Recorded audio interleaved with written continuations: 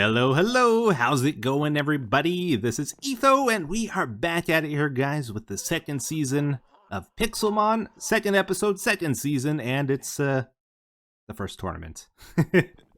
Almost had that perfect, not quite.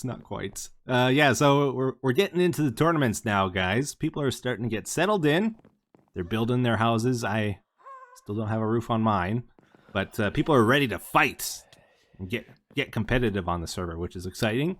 So today we're gonna do some fun tournament stuff, which we haven't done in a long time. Like we did a few of those in the first season, but then they kind of petered out.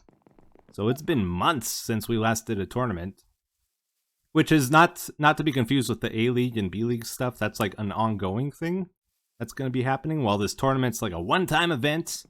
Everybody's invited and there's going to be prizes and all kinds of cool stuff, right? So the theme is, let's go over our team here to begin with. The theme was bring your starter Pokemon, which I chose Greninja when I joined the server again, because I like Greninja a lot. It's a cool Pokemon. Ninja Frog. Tongue wraps around it like a scarf, you know? What's not to love about it? It's amazing. And it's actually a really good Pokemon too, like competitively. So I picked a Greninja. Unfortunately, I got a Careful Greninja, so special attack drop. Not ideal, especially since I wanted to use it as a special attacker, but we'll live with it, right? So one of the rules with this tournament is we're not allowed to breed any Pokemon. Oh, I thought that was a shiny for a second. Nope. We're not allowed to breed Pokemon. We have to catch them out in the wild, right?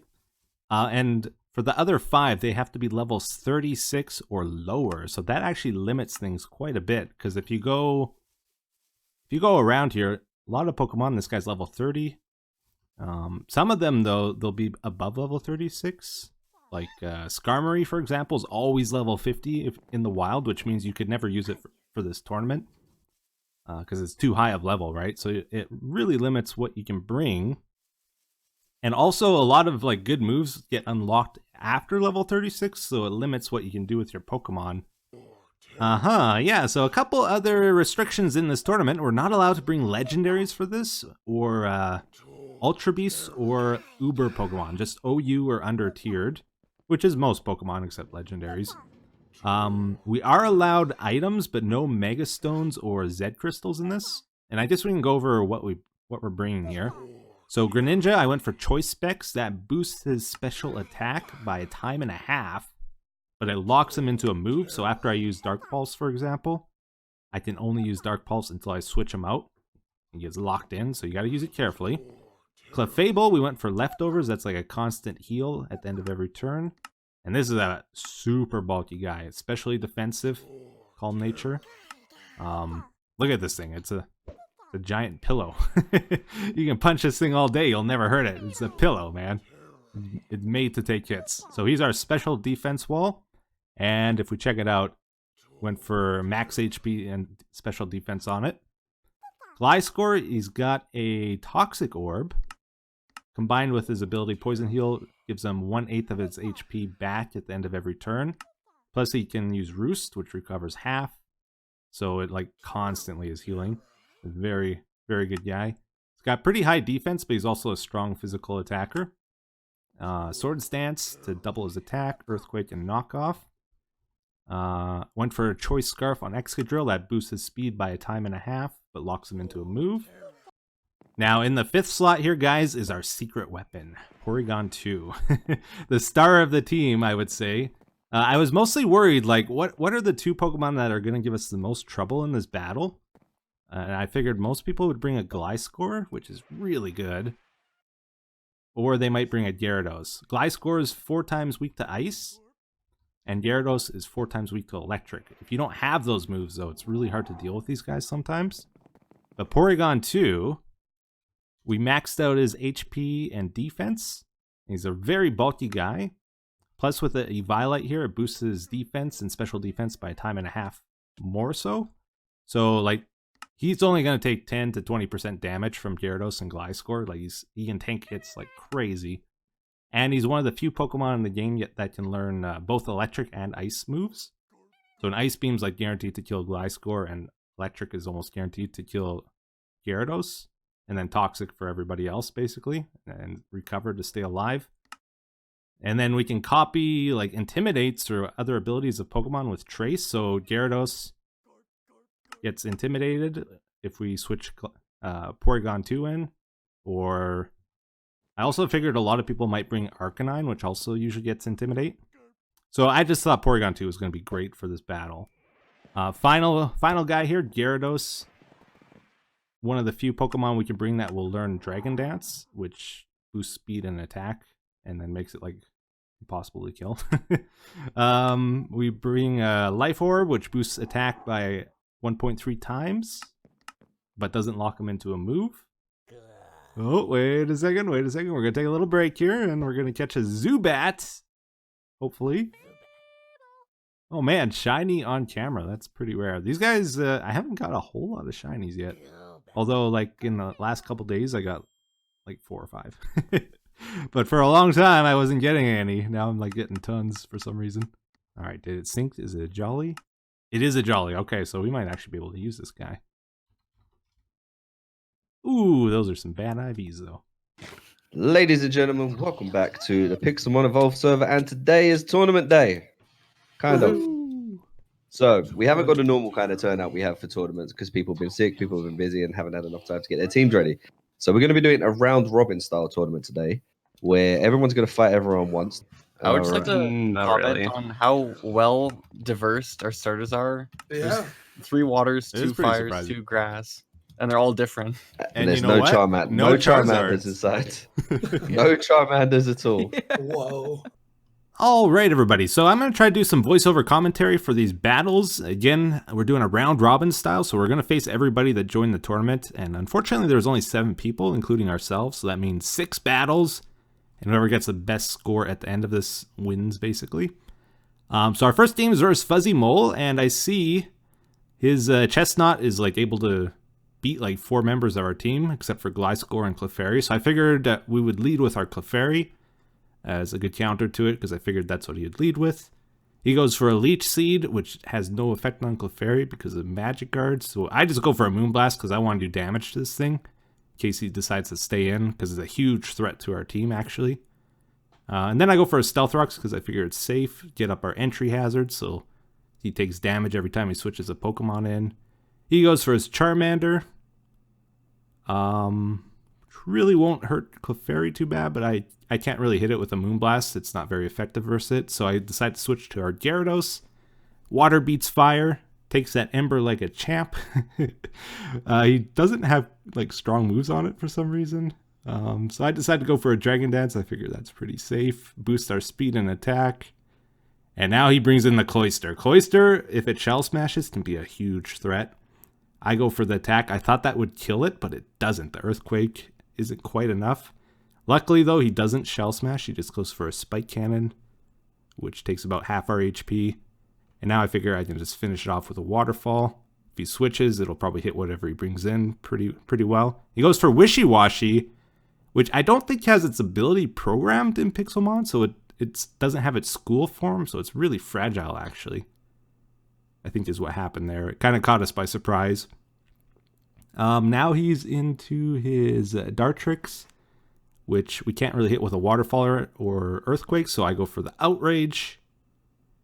That's like, I put that on in case I had to face a Water type or a Grass type, and it worked out pretty good there. One-shot killed it, and we one-shot killed the Gyarados with the other Outrage, but he kills us with his Rocky Helmet, and because we have a Life Orb, we're losing health as well every attack. So then he goes into his Charmeleon again. I decide to Calm Minds to boost our special attack and special defense, so those Embers are going to do even less damage. It'd give us a chance to set up here. I know I can't kill it with a Moonblast at this strength, so I go for another one. And now I figure a Moonblast will probably kill it. But it doesn't. It's a little bit shy, so I just go for another one.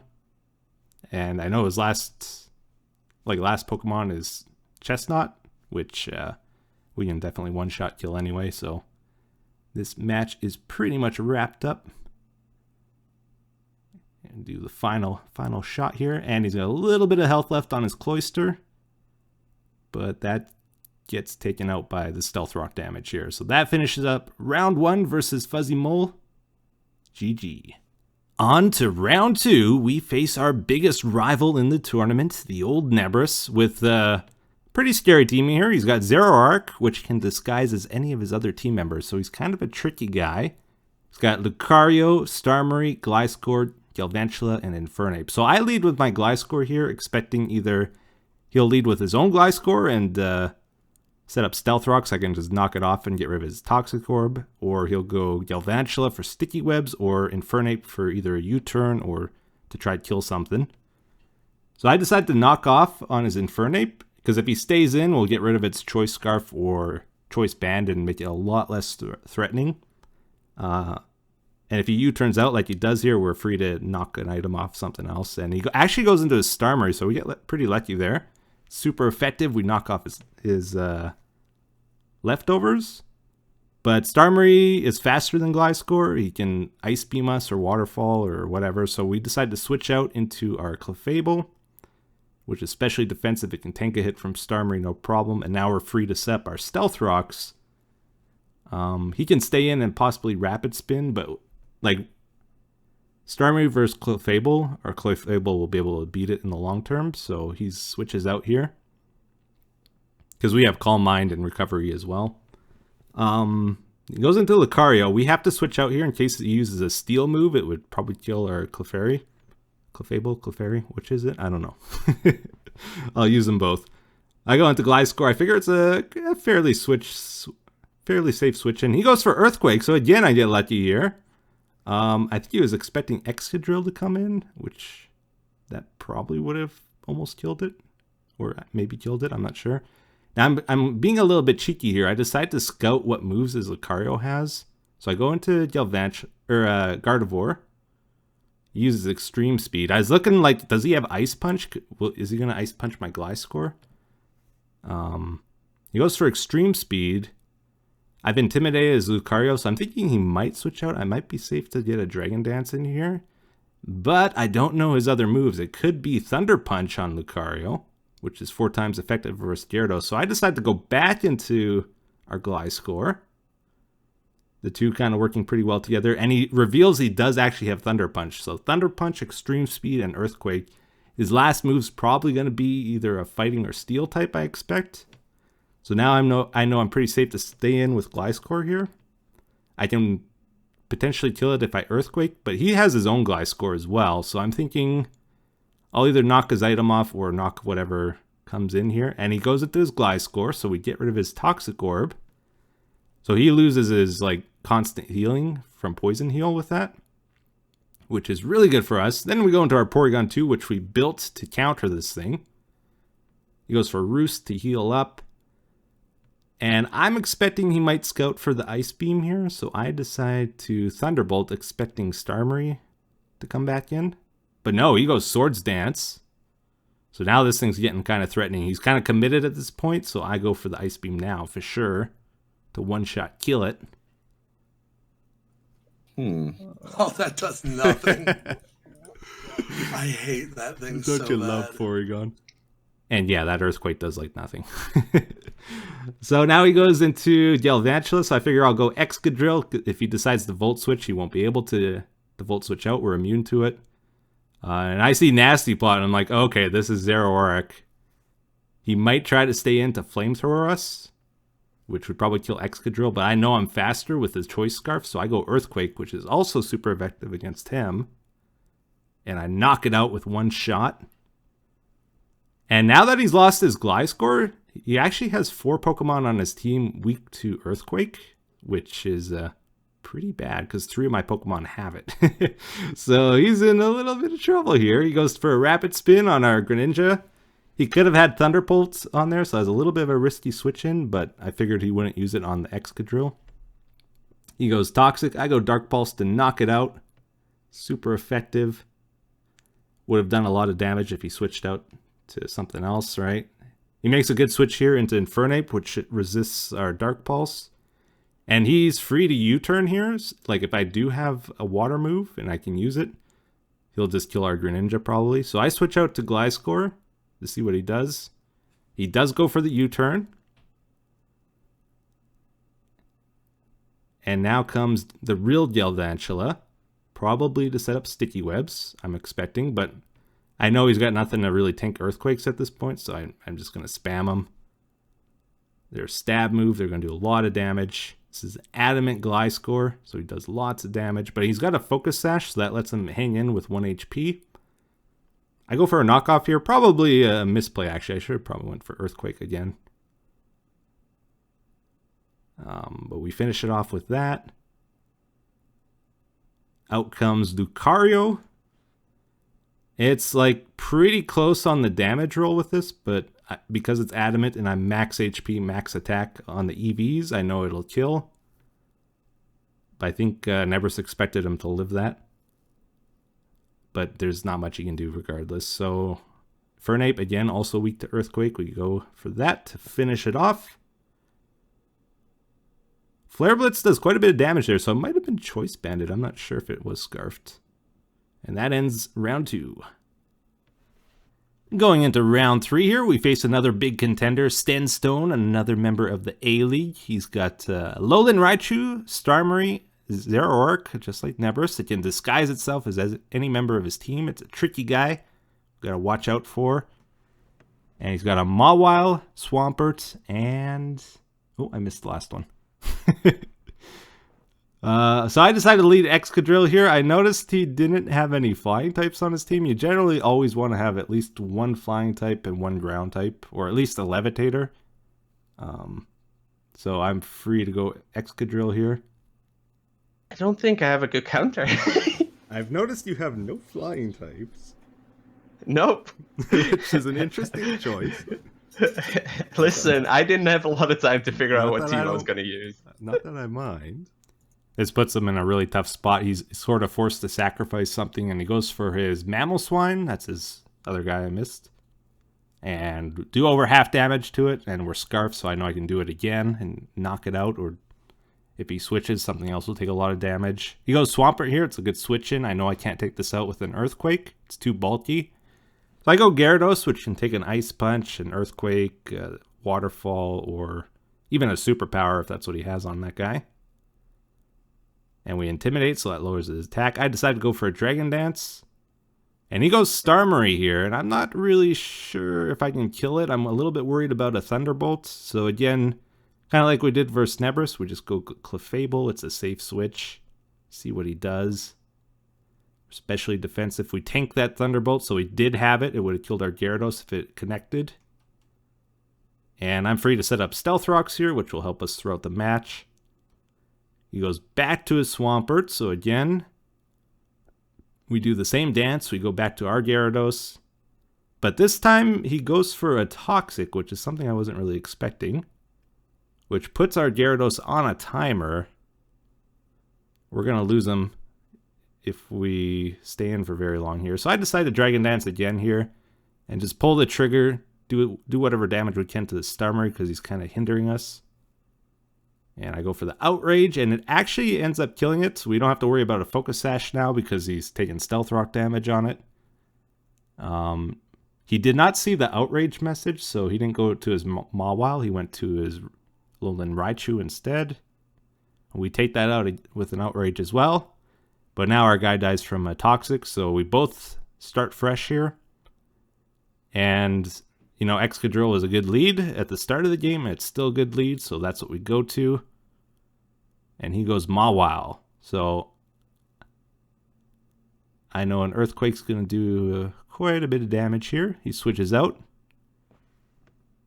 Back into his Swampert, but now he takes a bit of damage on his Swampert. That's the main thing stopping Earthquake from wrecking his team. So any chip damage we do to it is very good for us. Now I decide to go to Porygon because it's physically defensive. It should take a hit pretty good. And he goes for the Ice Punch, which freezes us. 10% chance. It's very bad for our Porygon. It basically disables us from doing anything. Yeah, I decide to stay in though because I know I can tank quite a few hits and it'll give us a chance to thaw out if he stays in. And I get really lucky. This is almost unheard of. I thaw out on the first turn. Well, he goes to his Mawile. I go Gliscor just in case he Fire Fangs. I don't want to take that on the Excadrill. And I see the Nasty Plot, so this is Zeraoric, actually. It's disguised as Mawile. I go for the Earthquake. He Sucker Punches. We're pretty physically bulky, so it doesn't do much. And we reveal it is, in fact, Zeraoric. So now I go for another Earthquake. Can't really switch anything into this, and we end up doing a little bit more damage to his Swampert. Or no, we actually take it out at this point. So now he's going to have some trouble. Just keep spamming that Earthquake. We take out the Mawile. This guy takes Stealth Rock damage and dies, and that ends round 3. So unfortunately, round 4 versus the Falling Dutchman, my video is corrupted with that, so you'll have to use your imagination on what happened. But yeah, I ended up winning that. So now we're facing Zopi with a Typhlosion, Quagsire, Galvantula, Decidueye. Oh, I can't tell what that other Pokemon is. And then Shuckle. So I'm expecting a Shuckle lead. Usually if people have Shuckle on their team, that's what they lead with. It likes to set up sticky webs and stealth rocks and toxic and just be very annoying, right?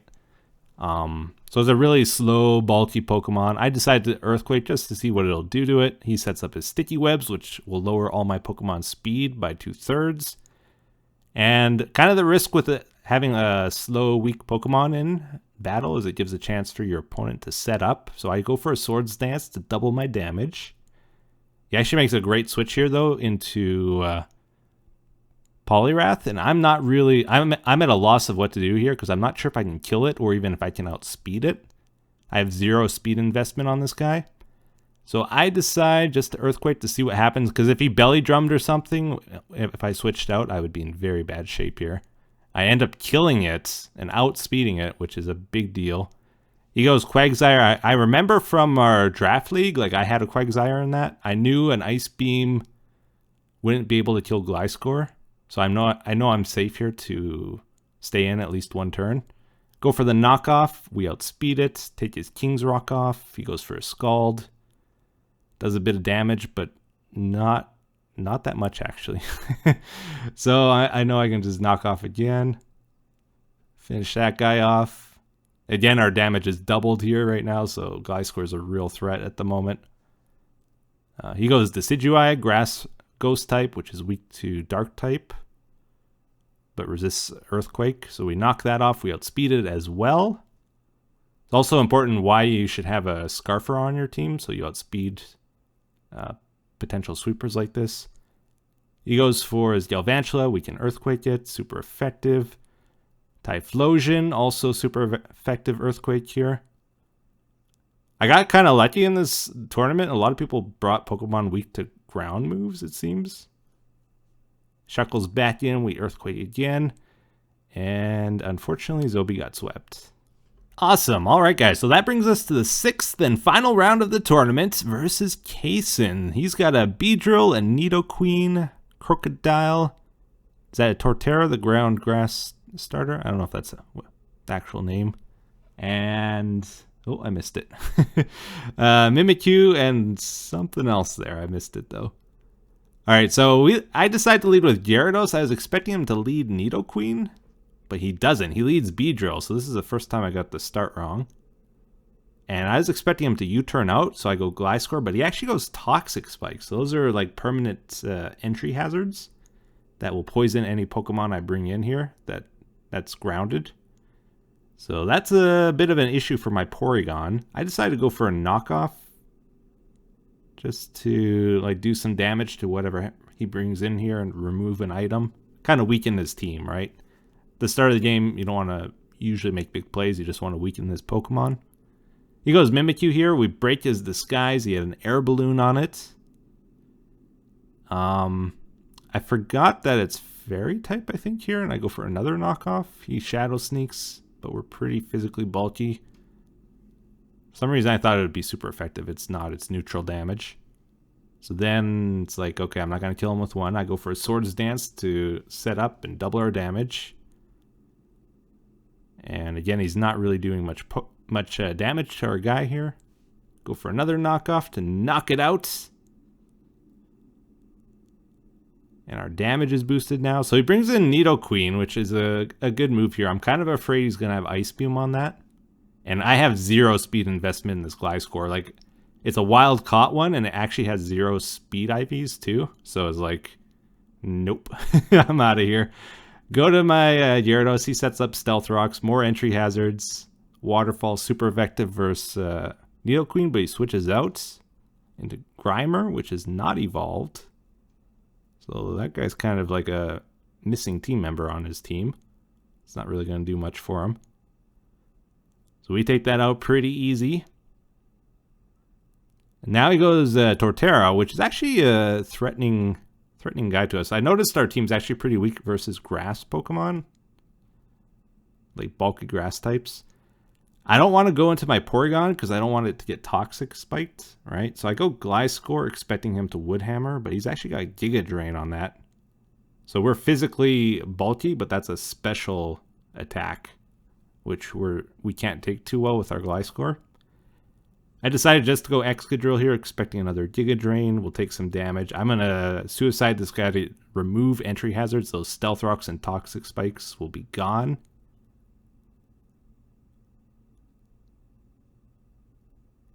We get that off. But then he Earthquakes. He kills our Excadrill. But now we're free to go Porygon because the Toxic Spikes are gone. And it's a grass ground type, so it's 4 times weak to ice, I believe. Go for an Ice Beam. And we knock it out. Right? Yeah. Then he goes back to Beedrill. Bug Poison type. I think that's weak to ice as well. 2 times weak to it. Go for that. He goes Drill Run. It's a ground type move. Oh, maybe it's neutral. Go for another one. It should be able to kill it, but he U-turns out, so something else is going to take that Ice Beam. And he goes into his Crocodile, which is also weak to ice. So he's got a bit of an ice weakness on his team here. Now Nidoqueen comes in. I think that's also weak to ice. So we go for that. Super effective. Yep. So Porygon's not very strong, but like if we're getting super effective attacks, we're going to be doing good with it. So we take that out. We recover a few times there to keep our health up. It goes back to Beedrill. We know we can kill it with one more Ice Beam. Or I thought. It lives a little bit there. All right, well, now we take it out, and that finishes up the tournament. Cool, cool. Very good. So hopefully you guys enjoyed that. I had a lot of fun with the tournament, as I think everybody else did. I'm pretty happy with how this team performed. Like, I think it's a pretty well-balanced team. I think the main weakness, though, was the grass types. Like, especially that Chestnut, the grass fighting type. Is that its name? I always forget the grass starter names. I think that was the biggest threat, because it was, like, super effective versus 4 of our team members. Yeah, and that Torterra was a little bit scary too. But yeah, otherwise, I think it did pretty good. I really enjoy team building in Pokemon. I think that's my favorite thing. And then like battling is second and breeding is last. It's not too bad either though. Anyways, I'm going to show you guys the final scores of the tournaments. If you don't want to see them, you might not want to look here. In case you want to watch other people's viewpoints. But here we go. So I ended up getting first place, 6 wins, 0 losses. Nebris got second, 5-1. Sten was a 4-2. Kayson, 2 wins, 4 losses. And then Dutch also got 2-4. So Kayson battled Dutch again for the tiebreaker. And Kayson ended up winning that. So he got 4th. Dutch got 5th. And then Zopi and Fuzzy tied 1-5 here. I don't know if they battled for last. I kind of don't think they did. I think they had to go. So yeah, that's the final scores. So I was allowed a prize as well. So this season I was allowed to bring over my telepad from the first season, and I ended up making it go to a Mesa here in Ultra Space. So it's like a free warp plate that I can set to anywhere I want. No restrictions. So I set it to the Mesa here. This is about 8,000 blocks away from our base, and I didn't want to fly here every time, right? It's pretty far. But for winning this tournament we just did here, I also picked another warp plate. Oh, where's my guy?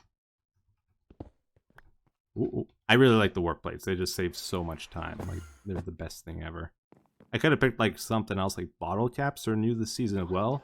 They let you max out IVs on your Pokemon, which would have been pretty good too. But yeah. So here's the warp plate we just got for winning the tournament. I decided to set it to go to a Roof Forest M. It's a pretty rare biome as well. This is where you get Darkrai's to spawn on I think new moons, when the moon's dark. And it's about 5,000 blocks away from our base. So again, it's kind of a pain to fly here. So I wanted a warp plate. And then after I get a Darkrai, I am allowed to change the position too. So the warp plates are very nice. Very happy to get that. But yeah, anyways, hopefully you guys enjoyed the tournament as much as we did. We all had fun, I think. And until the next episode, I think we're going to wrap up here for today. So have yourselves a great day. Take care. Bye-bye.